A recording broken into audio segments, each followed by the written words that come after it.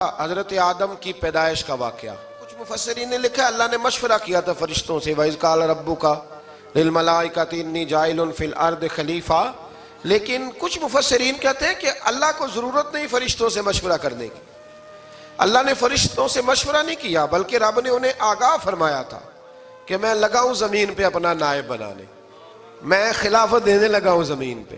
اب یہ تو دینے والی کی مرضی ہے نا اس نے کس کو دینی ہے، یہ تو دینے والے کی مرضی ہے نا اس نے. تو کچھ لوگ کہتے ہیں کہ دینے والے سے زیادہ ہمیں پتہ ہے. تو فرشتوں کو بھی یہ اجتہادی خطا ہو گئی، کہنے لگے یا اللہ اسے نہ بنانا، یہ فساد کرے گا، یہ خون ریزیاں کرے گا. تو اللہ نے فرمایا جو میں جانتا ہوں وہ تم. اللہ اکبر. امام راضی فرماتے جب رمضان آتا ہے تو اللہ فرشتوں سے کہتا ہے ذرا یہ کھول کے دروازے دیکھو نا یہ زمین پہ کیا کر رہے ہیں. تم تو کہتے تھے فساد کریں گے اور یہ سارے تراویحیں پڑھ رہے ہیں. تم تو گویا کہتے تھے فساد کریں گے اور یہ تو دیکھو گویا رمضان کے روزے رکھ رہے ہیں، یہ تو میری یاد میں نکلے ہوئے ہیں. تم کچھ کہتے تھے اور دیکھو میں نے تمہیں کہا تھا نا جو میں جانتا ہوں وہ تم. اللہ نے پھر حضرت آدم علیہ السلام کو تمام زمانے کے علوم عطا کیے، علم سکھا لیا. تو فرشتوں سے کہا تم بھی ان چیزوں کے نام بتاؤ تو وہ بتا سکے نہیں. اللہ نے فرمایا اب اس طرح کرو آدم کو سجدہ کرو. سب نے سجدہ کیا سوائے وہ. کہنے لگا یا اللہ صرف تجھے ہی کرنا ہے. کرنا بھی صرف اللہ کو چاہیے پر رب کے آگے بھی جھکنا چاہیے، اور جس کے سامنے رب جھکائے نا وہاں بھی. اور یہ جو عاجزی ہے نا، یہ جو جھکنا ہے یہ علم کے آگے ہے.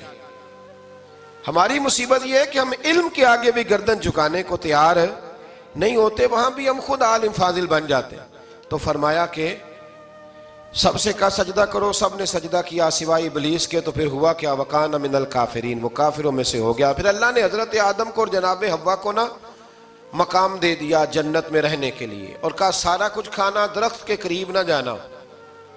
ابھی آپ کسی سے کہہ دیں تھوڑا سا کہ پیچھے نہ دیکھنا، یعنی اگر میری سمجھ لیں ادب کی وجہ سے کوئی 1.5-2 منٹ یا 6 منٹ نہیں بھی نہ دیکھے گا تو سوچے گا ضرور کہ پتہ نہیں اب پیچھے کیا ہے، مصیبت کیا ہے. یعنی آپ کہہ کے دیکھ لیں کسی کو پیچھے نہ دیکھنا. فطرت ہے نا انسان کی، وہ جستجو کرتا ہے. کہا اس درخت کے پاس نہ جانا. تو حضرت حوا سلام اللہ علیہ کہتے ہیں دل میں خیال رہتا تھا کہ آخر ہے کیا درخت کے پاس. یہی انسان کا عقیدہ توحید ہے کہ جہاں سے رب منع کر دے وہاں وہ منع ہو جائے. اور یہ ان کی خطا نہیں تھی، یہ اللہ کی حکمت تھی، چونکہ رب نے تو پہلے کہہ دیا تھا بنایا ہی زمین کے لیے، تو یہ تو سارا کچھ ہونا تھا تو زمین پہ آنا تھا نا. تو حضرت حوا اور جناب آدم کے پاس شیطان آیا. اب اس کو نکال تو دیا تھا پر ابھی اس کا جنت میں آنا جانا بند نہیں ہوا تھا، یہ بھی اللہ کی حکمت تھی. تو وہ کہنے لگا تمہیں پتہ ہے بعد میں مر جاؤ گے. تو حضرت حوا کہنے لگی کیا موت بھی آئے گی؟ کہاں، اس کی تکلیف بھی بڑی ہوگی، تو پھر بچیں گے کیسے؟ تو کہنے لگے پھل کھا لو اس درخت کا. تو بچنے کے لیے پھل کھایا تھا. جس طرح لوگ آج بہت سارے کام بچنے کے لیے کرتے ہیں پر بچ سکتے، بچنے کے لیے پھل کھایا. تو اللہ نے فرمایا زمین پہ چلے جاؤ. تو حضرت آدم زمین پہ آئے، پھر کئی 100 سال روتے رہے. فَتَلَقَّى آدَمُ مِن رَبِّهِ کَلِمَاتٍ، تو پھر اللہ نے خود ہی جناب آدم کو کچھ کلمے سکھائے. علامہ اسماعیل لکی فرماتے ہیں وہ کلمے یہ تھے کہ حضرت آدم نے میرے نبی کا وسیلہ پیش کیا، تو اللہ کریم نے جناب آدم کی دعا کو مقبول فرما لیا. پھر آگے بنی اسرائیل کا ذکر آ جاتا ہے. اللہ تعالیٰ نے بنی اسرائیل، آج آپ اسی قوم کو یہودی کہتے ہیں، ان کو اللہ نے اس زمانے میں فضیلت عطا کی تھی بہت زیادہ. تو عرب کے اندر جب نبی پاک علیہ السلام نے اعلان نبوت کیا تو کچھ لوگوں نے یہ کہہ دیا کہ اگر یہ یہودی کلمہ پڑھ لیں گے تو ہم بھی پڑھ لیں گے. تو پھر اللہ نے انہیں یاد کرایا کہ تم اصل میں کیا ہو، تمہیں کلمہ پڑھنا چاہیے. تو اہل یہود کا تذکرہ کرتے کرتے رب کریم نے ایک بات یہ بھی ارشاد فرمائی کہ تم لوگوں کو تو کہتے رہے ہو کہ وہ نبی آنے والے ہیں، وہ نبی آنے والے ہیں، اور جب آ گئے ہیں تو ماننے کو تیار نہیں ہو. تو فرمایا تأمرون الناس بالبر وَتَنْسَوْنَ أَنفُسَكُمْ وَأَنْتُمْ تَتْلُونَ الْكِتَابَ، لوگوں کو بھلائی کا حکم دیتے ہو اور اپنے آپ کو بھول جاتے ہو. أَفَلَا تَعْقِلُونَ، تمہیں عقل نہیں؟ پھر اللہ نے انہیں یہ بھی یاد کرایا کہ یاد کرو وہ زمانہ کہ جب فرعون نے خواب دیکھ لیا تھا کہ کوئی بچہ اس کی سلطنت کو تباہ کرے گا، تو پھر اس نے تمہارے بچوں کو ذبح کرانا شروع کیا اور تمہاری بیٹیوں کو چھوڑتا تھا. فرمایا یہ بھی تو تم نے دیکھا. میں نے تمہیں پھر تم سے کہا جہاد کرو قوم عمالقہ کے خلاف، تو مقام طیہ میں جا کے یہ لوگ کہنے لگے ہم سے جہاد نہیں ہوتا۔ اللہ نے انہیں ایک میدان میں قید کر دیا۔ بڑی دلچسپ بات، قید تو لوگ ہوتے ہیں نا چار دیواری میں، تو اللہ نے بنی اسرائیل والوں کو جب انہوں نے کہا ہم جہاد نہیں کریں گے تو اللہ نے میدان میں قید کر دیا۔ میدان میں، یہ یاد رکھیں، جب انسان اللہ کی نافرمانی کرتا ہے تو اسے ایسی قید ملتی ہے جس کا اس نے تصور بھی نہیں کیا ہوتا۔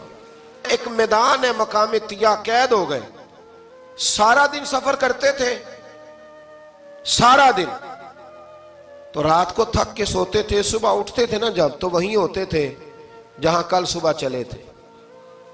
تو رب جب کسی کو قیدی بناتا ہے تو اسے زنجیروں کی، سلاخوں کی ضرورت ہے۔ دعا فرمائے اللہ تبارک و تعالی غموں سے نجات عطا فرمائے، یہ دعا فرمائے۔ ایسی قید دیتا ہے کہ جس سے پھر چھٹکارا ہو سکتا۔ تو بنی اسرائیل کا بہت زیادہ تذکرہ اس پارے میں اللہ تبارک و تعالی نے پھر بیان کیا، اور پھر کہا کہ انہیں جو حکم دیا جاتا تھا یہ اس کی سرتابی کرتے تھے، پھر اللہ نے ان پر ذلت نازل کر دی اور یہ ہمیشہ اس کا شکار رہے۔ قوم سبت کا ذکر فرمایا اللہ نے، ہفتے والے دن کچھ لوگ نافرمانی کرتے تھے۔ ہمارے بھی ہیلے بہانے ہیں نا آج کل کاروبار میں، تو اسی سپارے کی آیت نمبر 65 کے اندر اللہ تعالیٰ نے حضرت داؤد کی قوم کا ذکر کیا کہ اللہ نے انہیں حکم دیا تھا کہ ہفتے والے دن مچھلیاں نہیں پکڑنی، تو وہ کہتے تھے چلو ہاتھ لگا کے نہیں پکڑنی، ہاتھ لگا کے۔ وہ ہمارے لوگ ہیلے بہانے تلاش کر لیتے ہیں نا، وہ بڑے جناب انشورنس والا آ گیا، اب وہ بینک والا آ گیا، وہ فلانے صاحب آ گئے، وہ تروڑ مروڑ کے کہانیاں باتیں، اور پھر ہمیں بھی رستے مل جاتے ہیں بچنے کے۔ مفتی صاحب نے کہہ دیا تھا، ایک مولانا سے میں نے ان کو کہا ہفتے والے دن مچھلیاں نہیں پکڑنی، کہا نہیں پکڑتے، چھوٹے چھوٹے حوض بنا لیے، تو مچھلیاں زیادہ آتی تھی اس دن۔ یہ بھی اللہ کی قدرت تھی، نماز کے وقت گاہک زیادہ آتے ہیں، یہ اس کی قدرت ہوتی ہے۔ تو وہ مچھلیاں حوض میں جمع ہو جاتی ہیں، یوں سمجھ لیں کہ جال انہوں نے لگا لیے ہوئے تھے، تو جال میں وہ پھنستی رہتی تھیں، حوضوں میں آتی رہتی تھیں۔ ہفتے کو نہیں پکڑتے تھے، اتوار کو پکڑ لیتے تھے، تو پھر اللہ نے انہیں سزا دی۔ فرمایا تماشے کرتے ہو اللہ کے حکم کے ساتھ، کیا سزا دی؟ فَقُلْنَا لَهُمْ كُونُوا قِرَادَةً خَاسِئِينَ، فرمایا بندر بن جاؤ دھتکارے ہوئے۔ جو رزق حرام طریقے سے کماتے تھے رب انہیں بندر بنا دیتا تھا۔ ابھی بھی میں نے دیکھے ہیں بڑے بڑے تاجر پاگلوں جیسی زندگی گزار رہے ہیں، نفسیاتی طور پہ سکون نہیں ہے، کروڑوں روپیہ پڑا ہے۔ کیوں؟ اس لیے کہ رب کے بتائے ہوئے طریقے کے مطابق تجارت نہیں کرتے۔ آگے ایک اور دلچسپ بات آ گئی، بنی اسرائیل کے اندر نا ایک شخص نے اپنے چچا کو قتل کر دیا جائیداد کے لیے۔ یہ دیکھیں کب سے لوگ جائیداد کے لیے قتل کرتے آ رہے ہیں۔ چچا کو قتل کر دیا، اور قتل کر کے حضرت موسیٰ علیہ السلام کے پاس آئے کہ میرے چچا کو کسی نے قتل کر دیا ہے، تو بتائیں کیا کرنا ہے؟ تو آپ نے فرمایا کہ گائے ذبح کرو، اور اس کا ایک ٹکڑا مقتول کو مارو، مرنے والے کو، وہ خود اٹھ کے بتا دے گا مجھے کس نے قتل کیا ہے۔ اب ارادہ نہیں تھا گائے ذبح کرنے کا تو بہانے کرنے لگے۔ ارادہ نہیں نہ ہوتا تو پھر کیا ہوتے ہیں؟ کہنے لگے گائے کس طرح کی ہو، بوڑھی ہو کہ بچی ہو، رنگ کیسا ہو، جوان ہو کہ چھوٹی ہو، حال میں ایک دفعہ چلنا سیکھ گئی ہو یا ابھی نہ سیکھی ہو، تو بتاتے گئے تو رب بھی شرطیں بیان کرتا گیا۔ گہرے زرد رنگ کی ہو، حال کے اندر اسے نہ چلایا گیا ہو، پانی نہ نکالا گیا ہو، نہ بچی ہو نہ جوان ہو، اس کے درمیان ہو۔ یہ ساری شرطیں کہاں پائی جاتی تھیں؟ حضرت موسیٰ علیہ السلام کی قوم کا ایک شخص تھا جو اللہ کا ولی تھا۔ وہ جب انتقال کرنے لگا نا، اللہ اکبر، دیکھو رب ولیوں کی اولادوں پر بھی کتنا فضل فرماتا ہے۔ وہ جب انتقال کرنے لگا تو ایک اس کے پاس چھوٹی سی بچیا تھی، گائے کی بچی، اس نے جنگل میں چھوڑ دی۔ کہنے لگا یا اللہ میں تیرے نام پہ چھوڑتا ہوں، میرا بچہ جوان ہو جائے تو اسے دے دینا، اور تو سرمایہ ہی کوئی نہیں۔ بچہ بڑا ہوا تو بچہ بھی بڑا نیک تھا، اپنی ماں کا بڑا فرما بردار تھا۔ اس کی ماں نے کہا بیٹا تیرے باپ نے ایک گائے چھوڑی تھی، تو بچہ جنگل میں گیا اور جا کے کہنے لگا اے اللہ میری گائے مجھ سے ملا دے، تو رب کریم نے وہ گائے واپس کر دی۔ وہ گائے گھر لے آیا، اب وہ کہنے لگا اماں بیچ دوں، تو اماں کہنے لگی بیٹا میرے پوچھے بغیر نہ بیچنا۔ کئی دفعہ گاہک لگے پر اس نے کہا جب تک میری اماں نہ کہے گی میں بیچوں گا۔ ادھر بنی اسرائیل والے شرطیں جتنی گائے کے بارے میں پوچھ چکے تھے، وہ ساری اسی گائے میں پائی جاتی تھی. تو یہ ڈھونڈتے ڈھونڈتے وہاں پہنچ گئے تو کہنے لگے گائے چاہیے. تو اس نے کہا بھی تمہاری مرضی سے نہیں، قیمت میری مرضی کی. ایک مفسر نے تو یہاں تک لکھا ہے کہ اس نے کہا گائے ذبح کر کے نا، تو جتنا گائے کے اندر گوشت ہوگا نا اتنا ہی کھال کے اندر تم مجھے مال بھر کے دو گے، اتنے ہی سکے بھر کے دو گے، اتنی اشرفیاں بھر کے دو گے تو پھر تمہیں گائے دوں گا. تو پھر یہ گائے انہیں ملی اور یہ گائے لے کر کے آئے. زیادہ سوالات نہ کرتے تو زیادہ الجھتے نہ. ہم بھی دین کے معاملے میں بڑے سوال جواب کرتے ہیں، اتنا سوال کریں جتنی اس کی ضرورت ہے. ان لوگوں نے سوالات زیادہ کیے تو پھر الجھ زیادہ گئے. تو میرے بھائی اس کا ذکر بھی اللہ تبارک و تعالیٰ نے پہلے پارے کے اندر بیان فرمایا. پھر اللہ کریم نے فرمایا کہ کچھ ایسے لوگ بھی ہیں یہودیوں میں سے جن کا دعویٰ ہو گیا ہے کہ ہم اللہ کے بڑے پیارے ہیں. فرمایا یہ صرف ان کے منہ کی باتیں ہیں، یہ تو قیامت میں پتہ چلے گا نا کہ اللہ کا پیار کس کے ساتھ زیادہ ہے. اور پھر یہ بھی یہودیوں نے دعویٰ کیا ہے، اسی پارے میں اللہ فرماتے ہیں کہ ان کا دعویٰ ہے کہ ہم اللہ کے بڑے پیارے ہیں، جنت میں ہم ہی جائیں گے. تو اللہ فرماتے ہیں پھر مرنے کی دعا تو کرو، جنت میں تو مر کے جانا ہے نا. لیکن رب فرماتے ہیں یہ کبھی مرنے کی دعا نہیں کریں گے، اس لیے کہ انہیں پتہ ہے کہ ہم نے آخرت کے لیے کیا بھیجا. لیکن جی پہلا حکم آ گیا یا ایھا الذین آمنوا کہہ کے، پہلی آیت قرآن پاک کی پہلے سپارے میں پہلی آیت جس میں اللہ نے کہا یا ایھا الذین آمنوا. تو پہلا حکم آمنوا کہہ کے آیت نمبر 104 میں جو اللہ نے حکم دیا ہے نا وہ نبی پاک کی تعظیم کا حکم ہے. پہلا حکم ہی اللہ نے حضور کی عزت اور ناموس کا ارشاد فرمایا. پہلا اس ترتیب کے لحاظ سے وہ ہوا یہ کہ جب نبی پاک کو بات ارشاد کرتے تو صحابہ کرام اٹھ کے عرض کرتے رائینا یا رسول اللہ، حضور سمجھ نہیں آئی ذرا رعایت کر دیں. تو یہودیوں کی عبرانی زبان کے اندر نہ ذرا کھینچ کے پڑھتے تھے رائینا، تو اس کا معنی بنتا تھا معاذ اللہ اے ہمارے چرواہے. بکریاں چرانے والے کو بھی وہ رائینا کہتے تھے. تو جب صحابہ یہ کہنے لگے تو اللہ نے منع ہی کر دیا. فرمایا میرے محبوب کے غلاموں، اس لفظ کے پیچھے چھپ کے لوگ میرے نبی کی بے ادبی کر جاتے ہیں. تو جس لفظ کا کوئی ایک معنی بے ادبی والا بنتا ہو وہ لفظ بھی میرے نبی کے لیے نہ کہو. لفظ وہ والے کہو جس میں کوئی بے ادبی کا معنی نکلے نہ. یہاں لوگوں نے بڑے بڑے لفظ نہیں بول دیے پھر کہتے میرا مطلب یہ تھا، میرا مطلب وہ تھا. تو تو نے وہ لفظ بولا کیوں جس کا کوئی غلط مطلب بھی نکل سکتا تھا؟ اللہ نے فرمایا یا ایھا الذین آمنوا لا تقولوا رائینا، اے ایمان والو رائینا کہو ہی نہ. تو یا اللہ کیا کہیں؟ فرمایا وقولوا انظرنا، تم کہو یا رسول اللہ ایک نظر فرمائیے. انداز دیکھیے، انظرنا ایک نظر. تو ہمارے بزرگ تو پہلے ہی بڑے پیار والوں نے کہہ دیا یا رسول اللہ انظر حالنا. کہتے کہاں سے لاتے ہو جملے؟ میں نے کہا اللہ کی کتاب سے. یا رسول اللہ انظر حالنا یا حبیب اللہ اسمع قالا. تو تم کہو انظرنا، محبوب نظر کرم کریں، واسمعوا.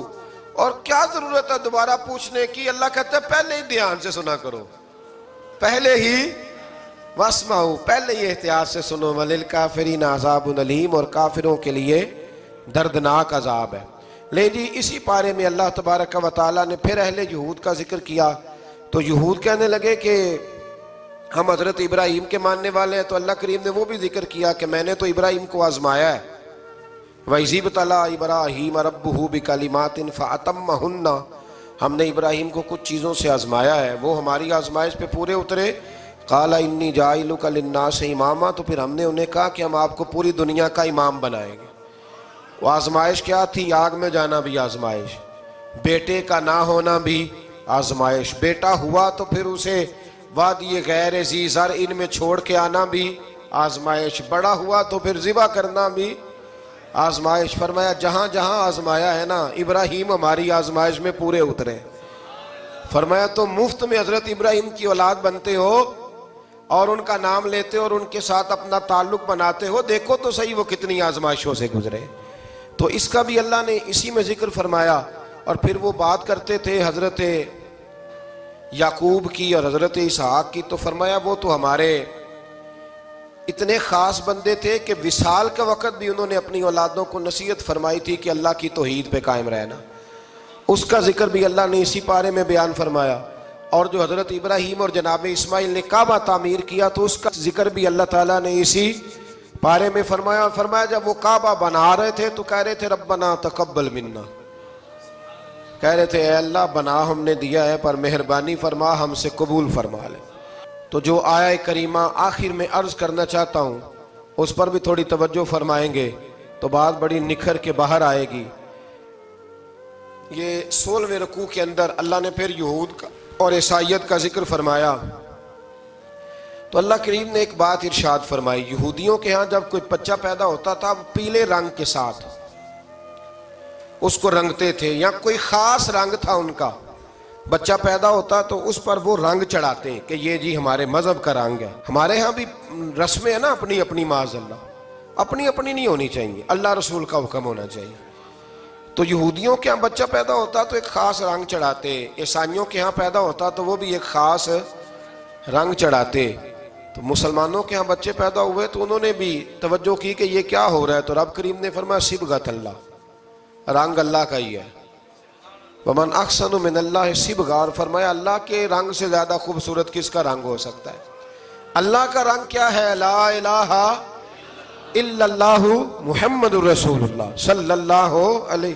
فرمایا نیلے پیلے کالے رنگ نہ چڑھاؤ، اپنے ذہن پر توحید و رسالت کا رنگ چڑھاؤ. یہ سب سے بہترین رنگ ہے.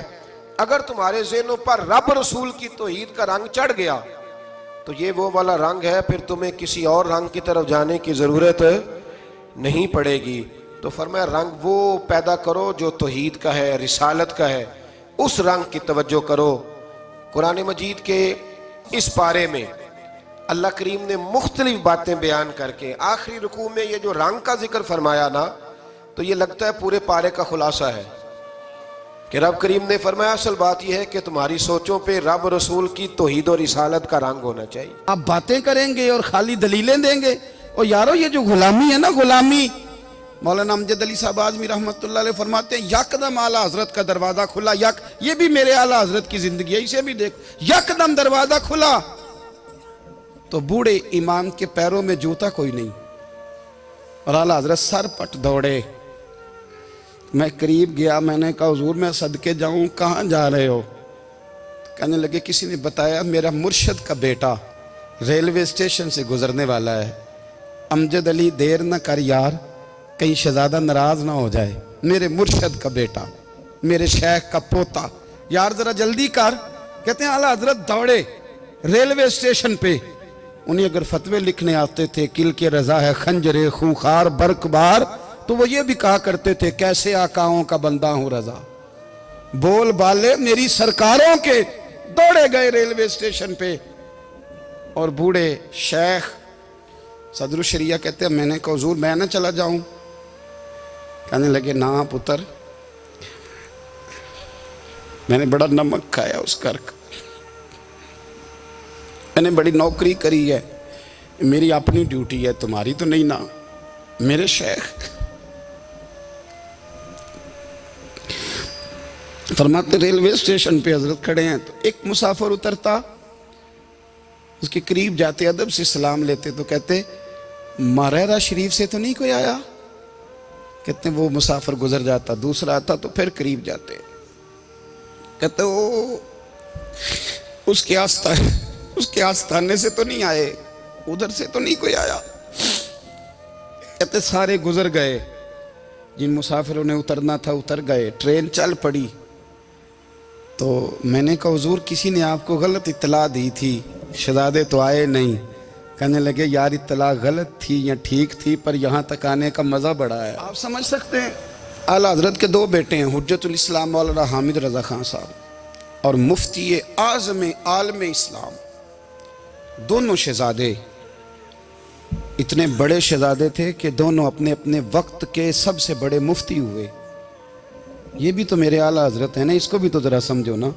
خشکی اور پھر خشکی اور پھر خشکی. ایک دن پیر صاحب نے کہا، نوری میاں صاحب، کہ احمد رضا یار وہ بھینسیں رکھی ہوئی ہیں تو ان کو نا گیدڑ آ کے تنگ کرتے ہیں، تو دو کتے مل جائیں نا کبھی تو چلو رات کو پہرے داری کریں گے. دو کتے مل جائیں. میں اکثر سوچتا ہوں کہ اعلیٰ حضرت و عالم تھے, ان کا کتوں سے کیا لینا دینا. حضرت جی آپ نے کتوں کی بات کرنی تھی تو کسی دنیا دار سے کرتے. دو کتے مل جائیں تو ذرا جانوروں کی دیکھ بھال کریں گے. فرمایا حضور سویرے ہی آ جائیں گے. بھئی آپ کا تو یہ شوگر لینی, تو آپ کہاں سے لائیں گے. دن چڑھا تو دونوں بیٹوں کے گلے میں رسیاں ڈالیں. اعلیٰ حضرت کو صرف آپ فتوے کی روشنی میں دیکھتے ہیں, آپ کو اس شخص کے درد کا نہیں پتا, اس کے ذائقے کا نہیں پتا, وہ کس سٹیج کا آدمی ہے, سٹیٹس کیا ہے طریقت میں, شریعت میں, عشق میں. دونوں شہزادوں کے گلوں میں رسیاں اور پکڑا ہوا ہے. تو نوری میاں صاحب کہتے ہیں میں چارپائی پہ بیٹھا تھا تو نیچے بٹھال دیے دونوں بچے. میں اٹھ کے کھڑا ہو گیا. میں نے کہا مولانا یہ کیا. کہنے لگے حضور ڈیوٹی بھی کریں گے اور روٹی بھی نہیں مانگیں گے. جنہاں تنا وچ عشق نہ رچیا کتے او نہ تھی چنگے. مالک دے کر راکھی کر دے صابر بھوکے ننگے. کدھر گیا ذوق, کدھر گیا وہ درد. اور پھر جب باری آئی رسول اللہ کے پیار کی, جب باری آئی نبی پاک کی محبت کی, تو پھر فاضل بریلوی کا قد اگر لکھنے میں کمال ہے نا, تو محبوب کے پیار کرنے میں بھی کمال ہے. انہوں نے نا ساری زندگی, یعنی ساری زندگی یہ کہہ کے گزار دی کہ عشق تیرے صدقے جلنے سے چھٹے سستے, جو آگ بجھا دے گی وہ آگ لگائی ہے. ایک سید صاحب تھے, مکان بن رہا تھا اعلیٰ حضرت کا, تو سامنے نا بالکل لائبریری تھی. تو جب مکان بن رہا ہوتا ہے تو تب سارے مستری مزدور اندر ہی ہوتے ہیں, تو سب کا آنا جانا تھا, سب لوگ آتے جاتے تھے بلا جھجک. تو وہ سید صاحب بھی ایک دن آ گئے, سامنے لائبریری میں ملے, پھر چلے گئے. کچھ دنوں کے بعد گھر مکمل ہو گیا, اب عورتیں بھی آ گئیں. تو شاہ جی کو پتہ نہیں تھا. وہ پرانا ہی ماحول سمجھ کے نا, مولانا ظفر الدین بہاری کہتے ہیں پرانا ہی ماحول سمجھ کے تو اندر آ گئے. اور جیسے ہی اندر داخل ہوئے سامنے گھر کی عورتیں دیکھیں, تو شاہ جی معذرت معذرت معذرت کرتے پریشان ہو گئے. اور پھر جب دوبارہ پلٹنے لگے تو اعلیٰ حضرت دوڑ کے گئے, ہاتھ چومے, کہنے لگے شاہ جی آپ کو تو پتہ نہیں تھا, اور آپ مہربانی کریں یہ معذرت والا لفظ واپس لیں. یہ میرے گھر کی عورتیں نہیں, یہ تو سیدوں کی باندیاں ہیں, یہ تو نوکرانی ہیں. تو آپ مہربانی کریں, یہ انداز آپ کا جو ہے یہ درست نہیں, آپ مہربانی فرمائیں اندر آئیں. اور پھر سارے خاندان کو لے کے پردے کے پیچھے کھڑا کیا اور کہنے لگے شاہ جی کو غلطی لگ گئی, انہوں نے ہم سے معذرت کی, اب ہم سارے مل کے ان سے معذرت کریں گے, اس لیے کہ یہ رسول اللہ کا خاندان ہے.